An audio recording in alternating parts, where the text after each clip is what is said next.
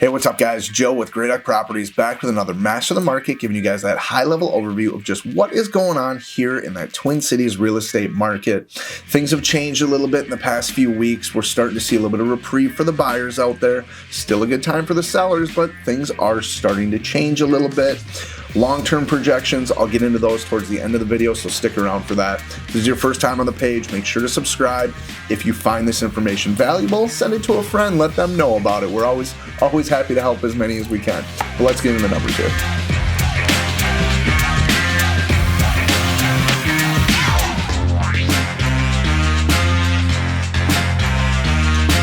All right, as usual, starting off the number of showings per week per listing in that median sale price range, we are down to 5.43.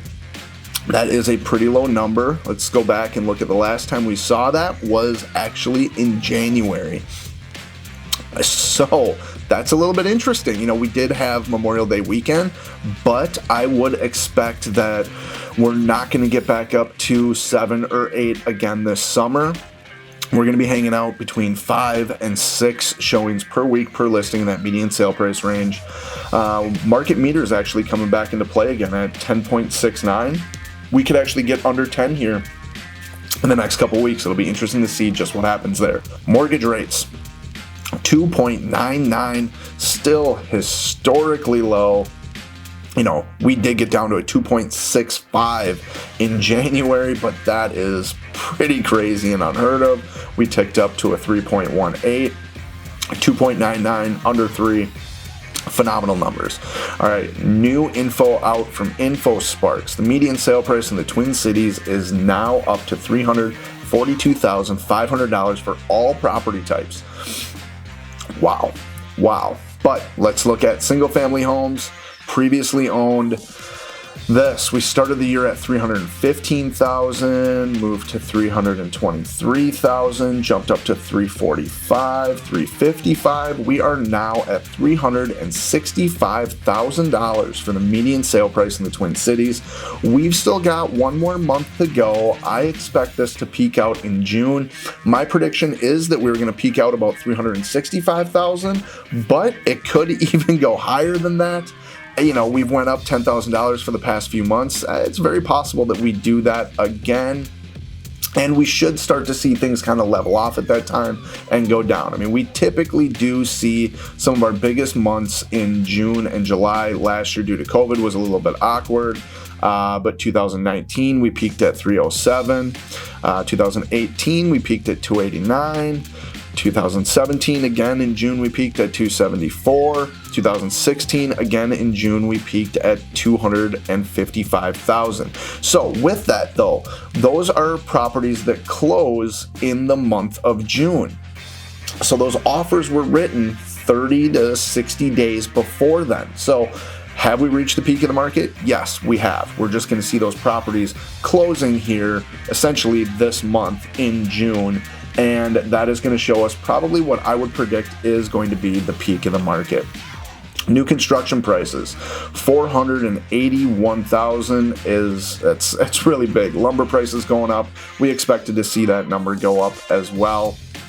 Looking at month supply, single family previously owned homes were down at 0.8 months. It's actually a little bit better than we were doing back in January. So, you know, things are looking better out there for buyers right now. Townhouses, we're really about the same for townhouses. There's a lot of competition for those. Condos, still pretty tough for condos out there. I'm sorry, still pretty easy for condos. Tough if you're a condo seller. Not even really tough. It's just they have a lot more inventory of condos than we do of single family homes right now.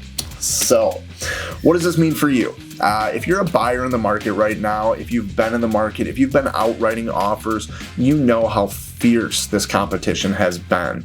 You know, I've talked to a few different buyers recently, and I've told them, maybe let's take a break. Let's take a break for 2 to 3 months. Let's hit it again in like August, September.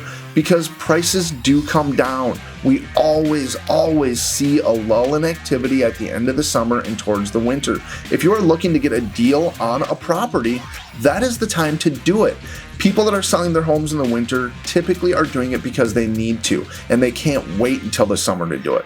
We see better pricing in the winters every single year. So if you're out there and you're looking for that deal and you're hell-bent, whatever, it's YouTube, I can say what I want. If you're hell-bent on getting a great deal on a property, maybe wait a few more months. If you are active out there and you have a great agent, there's deals to be found right now. Me and my wife, we close on a new home for ourselves, and we close at the end of this month. We got it for about 10% under the list price. Yeah, there's a little bit of work to go into it, but it's not a lot of work. It is perfectly livable. It is a great house. We'll definitely do some videos and update you guys as that process goes, but there are deals out there. This property was on the market for 7 days. You just have to know how to search for the right properties. So if you're a seller, it's still a historically good seller's market. You saw the market meter, it is still above a 10. It is still a great time to sell your home. Are you gonna be getting 20, 30, 40 offers like we were seeing earlier in the spring market? Probably not, but a lot of homes are still going into multiple offers. So are those numbers gonna be quite as high as they were previously? You know, we're actually still seeing those prices very, very high. It's taking a lot of time for most buyers and most agents to realize that the market is actually slowing down, and people are still putting in very, very aggressive offers. They are starting to pull back just a little bit now, and that will continue now until, I would say, next spring, basically. So it's still a great time to sell your home. We still have great strategies for you to make sure that you're getting all of the marketing possible and a mass amount of exposure. So all of the buyers out there that are interested are still seeing your home. All right, long-term in the market. I spoke about this a few weeks ago, but every single decade since the 1940s in the US, we have built around 25 million homes per decade. From 2010 to 2019, we only built 5.8. That means the new construction inventory is lacking and is way behind. If every single builder out there started building homes at 3 times the rate right now, it's going to take a long time for us to catch up to a more stable and more balanced market. I truly believe that the current market that we're in, a very, very much heavily weighted seller's market, is going to be around for a minimum of the next 5 years. I could see it being around for another 10 years, and this could be the market that we have for even longer than that, with the new codes for building, with all the red tape that builders have to work through, with material shortages, with material costs going up.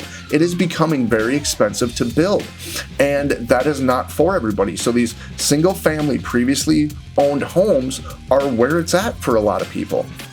You know, I personally believe that there is going to be a massive amount of wealth generated through real estate over the next 10 years in our country. There's a lot of data behind it. I'm happy to talk to you guys further about that. You know, there's a lot of things going on. You know, 30, 40, 50 years ago, nobody ever thought that you would own a second home. Well, now second homes and cabins are something that is very, very common today. A lot of people are choosing to not sell their homes, and they're keeping their current home as an investment property. So where we used to think that having a second home was an absolutely crazy thought to have, the future could hold that having a third home is a very common thing for people to have. So that alone right there could continue to squeeze the inventory of what we have. And you know, the population of our country is growing and growing every single day. So there's a lot of factors that play into this. It's a very interesting time in the real estate market. I do believe over the next 10 years, there's going to be a lot of wealth generated through real estate. I think it is still hands down one of the best investments that you can make. Thank you guys for sticking around. That is this week's update as far as what is going on. If you stuck around to the end, thank you. Hit the subscribe button, do all that type of stuff for us. Share it with a friend, comment, like, let me know what you want me to talk about. I'll definitely discuss it on next week's video. We're going to be putting out some videos about property investing, something that I wholeheartedly believe in. I think more and more people should be getting into it, and there's a lot of creative ways for anybody to become a property investor, and we're going to go into some of those. So stick around. We'll see you guys next time.